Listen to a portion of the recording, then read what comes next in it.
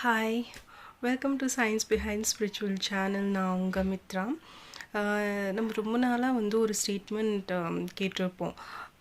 எறும்பு சாப்பிட்டா கண்ணு தெரியும்னு சொல்லிட்டு. எறும்பு சாப்பிட்டா எப்படிங்க கண்ணு தெரியும்?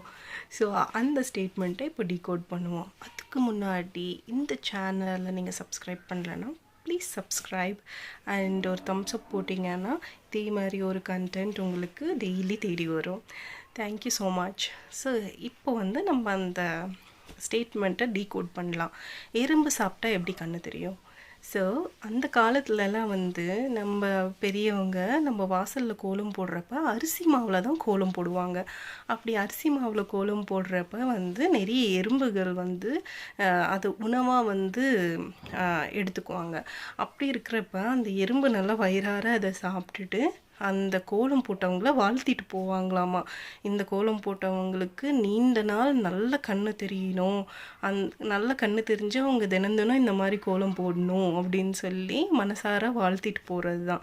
ஸோ நம்ம எறும்பை சாப்பிட்டா நம்மளுக்கு நல்ல கண்ணு தெரியாது. நம்ம போடுற அந்த அரிசி மாவு கோலத்தை எறும்பு வயிறார சாப்பிட்டு நம்மளை வாழ்த்துறதுனால தான் அந்த கோலம் போட்டவங்களுக்கு கண்ணு நல்லா தெரியும் நீண்ட நாள்.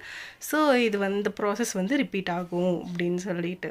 ஸோ இந்த மாதிரி இன்ஃபர்மேஷன்ஸ் உங்களுக்கு சேரணும் அப்படின்னு சொன்னாக்கா please subscribe the channel and give a Thums up. Thank you so much. Have a good Sunday. Bye.